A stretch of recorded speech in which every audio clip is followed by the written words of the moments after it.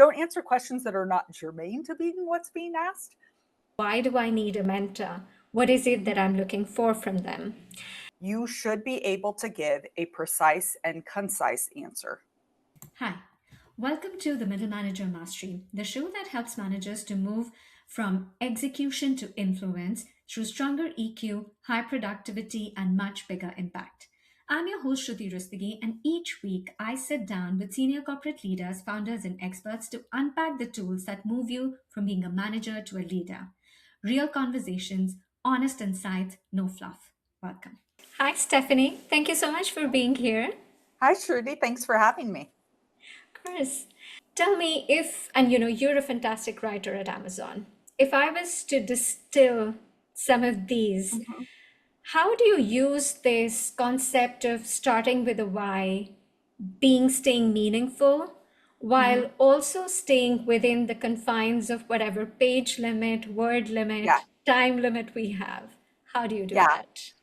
Well, thank you for saying I'm a good Amazon writer. I think I can always improve. And there's so many different ways that we do get to write and communicate, all the way from Slack messaging to emailing to documents and all kinds of variations in between. So many emails. Practice is key. I'll start with that, right? Definitely practicing all those different forms, knowing your audience. And this comes down to probably the number one point is know what the question is that you're answering. If you don't know the question you're answering, dead on arrival. You have to know what question you're answering and the context it's being asked in. Sometimes that goes beyond the question. Sometimes you actually have to seek more clarification to be able to give the right response. But that's also why you don't want to overwhelm. If you know a piece of the answer, you have to seek more clarity. You don't want to overwhelm someone with a big document of an answer that's like throwing everything you know about the topic at them when they have a very specific question that you need to answer. And don't answer all the questions that aren't being asked if they aren't material to the context of what you're talking about. So a lot of this goes in checking your own motivation. People love to share everything they know on a topic. So you get a question, you're like, oh, this is my chance. This is my chance to tell this leader how much I know, either, in an email, in a document. And it just has, unless it's germane to the question being asked and the purpose of the document, you're actually just going to undermine your own expertise. If you know the context, if you know your subject matter very well, I said, don't answer questions that are not germane to being what's being asked, and not just throw it all at them and see what resonates. And so that is having to check your own motivation in the answer and saying, this isn't my chance to share everything I know. It's a chance to show that I really know this topic, that I really know it, and that I can see what the question is, and I can understand why they're asking, and I can even maybe click one step further. You should be able to give a precise and concise answer. But you should consider, why are they asking this? Okay, well, if they're asking this, then the follow-on might be this, right? And help go, okay, maybe one more click deeper. If this is the direction they're going, what might they ask next? And so again, that is actually your way to show you really know the topic, because you're getting to not just what someone's asking, but really what you think they need to know based on what they're asking. So I always think about that in all communication, documents, email especially, is first and foremost, what's the question being asked? Be direct about that. They can always come back and ask you for more information. You cannot go and pull it back after it's out there, right? And so respect your own time, respect the time and the cognitive load of your audience, to really use that high judgment. How much information you give, know where the direction is going to go so that you give the appropriate details. That's fantastic. I love it. Know the question that you're answering and know the question that they are asking in the context as well. That makes me think how often we give a lot of what's non-essential like you said, whatever's not germane to the question or the context, don't bother going there. Yep. Tell me, is there a way? Because I know you do a lot beyond just the amazing work you do at Amazon. You're a mentor. You used to do all the DEI work that I was involved with you in. And I'm sure outside of that, you're a dog mom, and I know that must be taking some time. And of course, you're always like I've always seen you calm and composed. So I know there's something you do that I never see you stressed. So tell me, if I were to ask you few things that you do or mechanisms that you have built, however that might be, Yeah. that take away non-essentials from your life, like that Yeah. make you effectively productive, in other words. Yes. Yes. I think there's a couple tools I use. I am not never stressed. But if you think that, then I mean, really, I try to put emotions, feelings, work, life in the boxes where they belong at a given time. And don't let them encroach on each other as much as possible. So more specifically, trying to manage expectations is a big part of that. If you know what's coming, you can prepare your reaction, you can prepare your expectations. This comes from, I mean, this can be the most little personal thing. Where I really use it though is in meetings. In my calendar, I want to know when I'm going to meet with someone, what are we going to talk about? When I go into a meeting, what's the topic? And so I am more likely to be stressed if I get surprised and I don't know how to react and I haven't prepared. But if I know what's coming, then I can say, okay, then I'm showing up for it, right? That's what we're doing. And I don't think that's dissimilar from a lot of leaders. You know, they want to know the agenda. They want to know what their time's being spent for.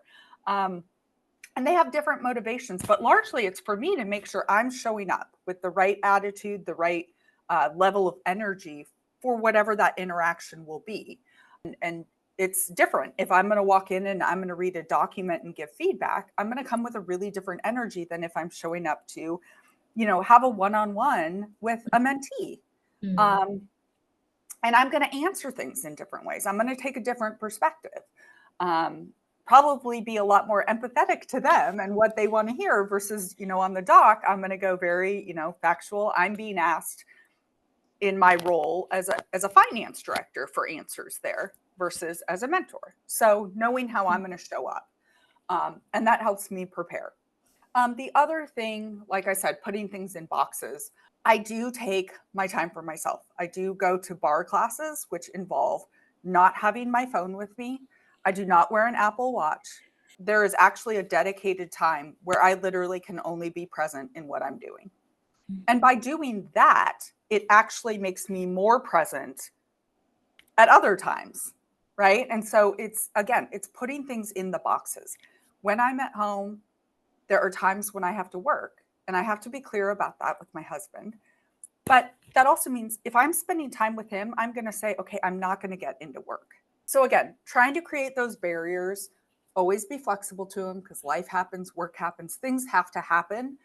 But one of the things I've tried to become more of a habit of doing is articulating those expectations. And that's to myself, to my husband, to my team, and at work, so that we all know what we're going to get.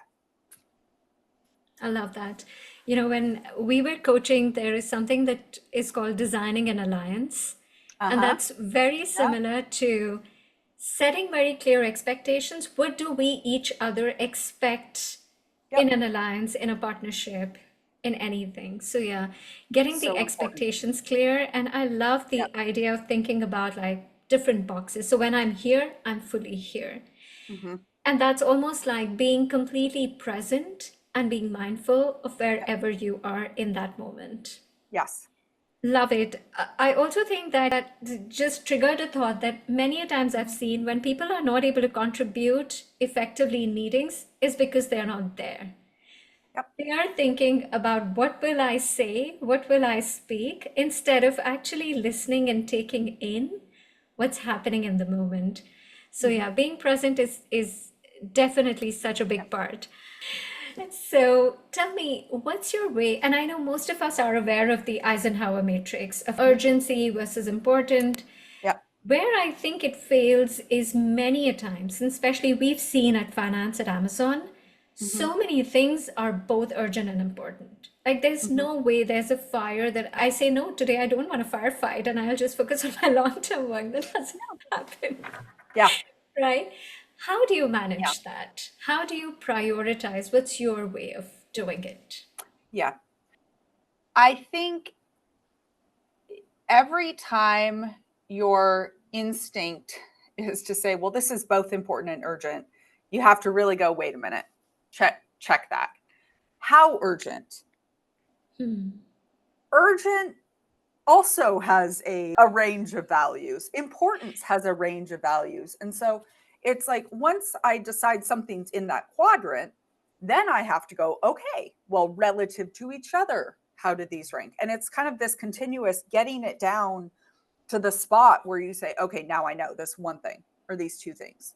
They Hmm. really need to be done first. And you can't think too hard about it, right? Like you actually have to do this very quickly to get things done. But that is what I do. And if I end up with too many things in that one spot, I go, okay, who can help me?